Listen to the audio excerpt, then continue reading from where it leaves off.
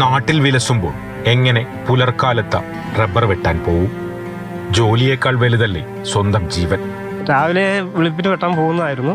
പക്ഷേ ഈ കടുവ കാരണം പോകാൻ പറ്റുന്നില്ല. ഇതിന് മുമ്പായാലും കടുവ കാരണം നേരം പോയാണ് പോലെ.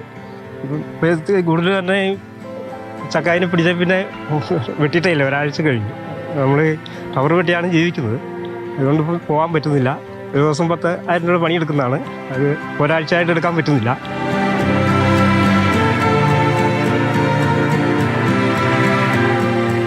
പല തോട്ടങ്ങളിലായി ദിവസവും 500 മരങ്ങൾ വരെ ടാപ്പ് ചെയ്തിരുന്ന രവിയേട്ടൻ ഇപ്പോൾ സ്വന്തം സ്ഥലത്തെ 30ഓളം മരങ്ങൾ മാത്രമാണ് വെട്ടുന്നത്. അതിൽ നിന്ന് കാര്യമായ വരുമാനവുമില്ല. ഞാൻ 400-500 മരം വെട്ടും. 100 മരത്തിന് 300 രൂപ. വെട്ടി പാലെടുത്ത് ഒരാഴ്ച 300 രൂപ കൂലിയാണ്. അത് 1000 രൂപ പണിയെടുക്കുന്നതാണ്. കടുവ കാരണം ഇപ്പോൾ ഒരു ആഴ്ചയായല്ലോ, ഒരാഴ്ച ഫുള്ള് വെട്ടിയിട്ടില്ല. മൊത്തം മരം വെട്ടാൻ വെട്ടിയിട്ടില്ല.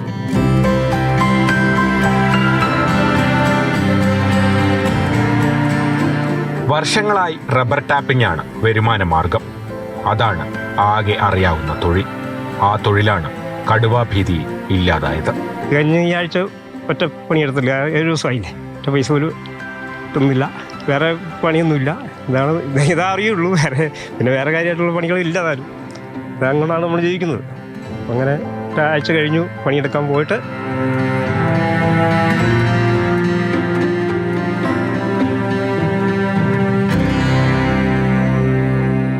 മാതൃഭൂമി ന്യൂസ്, വയനാട്.